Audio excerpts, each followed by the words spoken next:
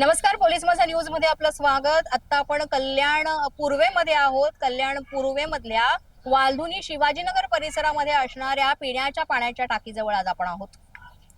म्हणूया आपण की शहराला पाणी पुरवठा करणारा जो विभाग आहे तो कशा पद्धतीने काम करतो हे एक चित्र साधारण आपल्याला या सगळ्या व्हिडिओच्या माध्यमातून दिसणार आहे। ह्या टाकीची त्यावरती जो जिना आहे या सगळ्याची परिस्थिती अतिशय आणि गेली बरेच वर्ष इथे मेंटेनन्स केलेला नाहीये, सुरक्षेच्या उपाययोजना कुठल्या नाही आहेत।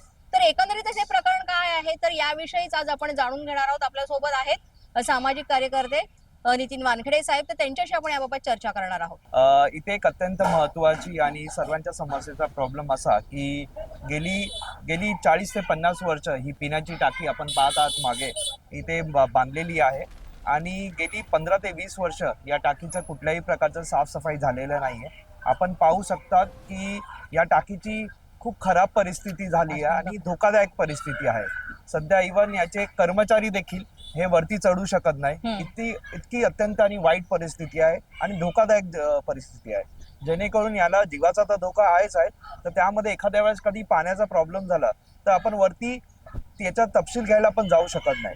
त्यातल्या त्यात मॅडम तुम्हाला मला एक सांगायचं आहे, गेली 15 ते 20 वर्ष झाले या टाकीचं साफसफाई झालेलं नाही, त्यामुळे नागरिकांना वारंवार खराब पाणी प्यायला भेटतं आणि आम्ही नेहमी बघतो हफ्त्या 2 हफ्त्यानंतर प्रत्येकाच्या घरामध्ये खराब पाणी येतं आणि स्वतः आम्ही जाऊन त्या घरामध्ये पाहिलेलं आहे की महिलांनी आम्हाला त्या बॅटल्यांमध्ये घेऊन दाखवलं आणि धुळीचं पाणी आहे। तर पावसाच्या वेळेस येतं हे मान्य आहे, पण इतर वेळेसही हे पाणी खराब पाणी हे वारंवार येऊ राहिलं म्हणजे काहीतरी गडबड आहे। जेव्हा आम्ही स्वतः इथे येऊन पाण्याची टाकी चेक केली तर आम्हाला इथं कळलं की कमरेभर एवढा गाळ इथं पाण्याच्या टाकीमध्ये आहे।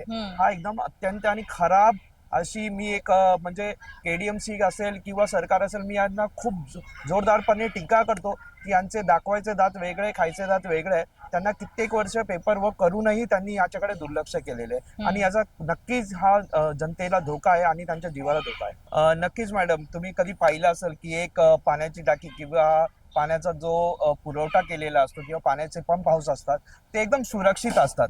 इथे तुम्ही बघू शकतात की इथे कोणीही दरमळ करू शकतो, लोकांच्या पार्क गाड्या आहेत आणि इकडचे झाकणंही उघडे आहेत। तर होतं काय, याच्यामध्ये सांडपाणी जातं, पावसाचं पाणी जातं, वरतून पडणारं सिमेंट असेल, माती असेल, मुलं क्रिकेट खेळतात की प्राणी फिरतात, कुत्रे भटके जानवर आहेत ते इथे पडू शकतात आणि त्यांचं सुशी पण याच्यामध्ये जातं।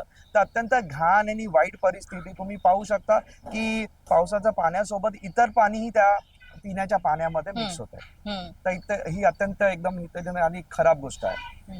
आणि कसं आहे की अशा ठिकाणी अशा बऱ्याच शहरांमध्ये सुद्धा घटना घडलेल्या आहेत की पाण्याच्या टाकीमध्ये मृतदेह मध्ये मेलेलं कुत्र असो किंवा व्यक्ती असो, अशा घटना सुद्धा घडलेल्या आहेत। त्यासाठी ठोस उपाययोजना राबवणं गरजेचं आहे आणि सुरक्षेची काळजी घेणं। मग इथे सुरक्षा कर्मचारी सुद्धा कशा पद्धतीने तैनात करण्यात आलेत? मॅडम, आता ही हसण्यासारखी गोष्ट होईल की या पाण्याच्या टाकीवर एवढा मोठा प्रकल्प असून याच्यामध्ये कुठलाही सुरक्षा रक्षक नाहीये। त्यातल्या त्यात मला तुम्हाला एक गोष्ट सांगायची की हे पाण्याच्या टाकीचं झाकण हे उघडं आहे, तुम्ही पाहू शकता ते पाण्याचं झाकण उघडं आहे, ते कोणी ऍक्सेस करू शकतं। हो, मी असं विचार करत नाही, परंतु एखाद्या वेळेस काही म्हणजे कोणी त्याच्यामध्ये विष टाकलं जेणेकरून कोणाला बाधा झाल्या, विष बाधा झाल्या, तर याचा जबाबदार कोण? याचा जबाबदार हे सरकार असेल, इकडचे स्थानिक नगरसेवक असतील किंवा आणखी कोणी असेल, त्याची जबाबदारी घेणार कोण? कारण का वारंवार सरकारला किंवा केडीएमसीला सांगूनही या गोष्टीकडे लक्ष दिलं जात नाहीये।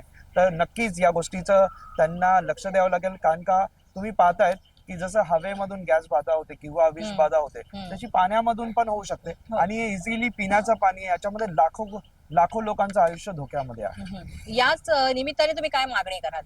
मी सरकारला मागणी करेल की त्यांनी लवकरात लवकर आपल्या या पंप हाऊसची आणि या टाकीची साफसफाई करावी, याच्याकडे एक व्यवस्थित असं झाकण लावावं, जमत असले तर सुरक्षा रक्षक याच्याकडे नेमले पाहिजे। आमच्या वालधुनीचे माजी नगरसेवक शशिकांत बाळाबाबूराव म्हात्रे यांनी नगरपालिकेची ह्या टाकी संदर्भामध्ये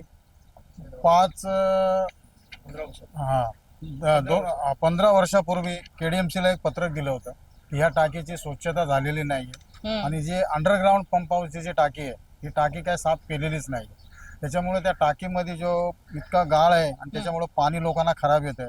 त्यांनी जेव्हा मला हे सांगितलं म्हणून मी माझं स्वतःचं एक पत्र मी केडीएमसीला आयुक्तांना दिलं होतं, ते जो 2/12/2025ला दिलं होतं हीच मागणी केली होती मी, सेम मागणी की जे आता जे नितीन वानखेडेंनी जे सांगितलं हा. की ह्या ज्या पंपाची अशी कंडिशन आहे, याला सेफ्टी भिंत पाहिजे, सगळं काय पाहिजे, ढाकण उघडे आहेत, तर तीच मागणी केली होती. पण त्याच्यावरती काय कुणीच अजून परत काही दाद घेतलेली नाही.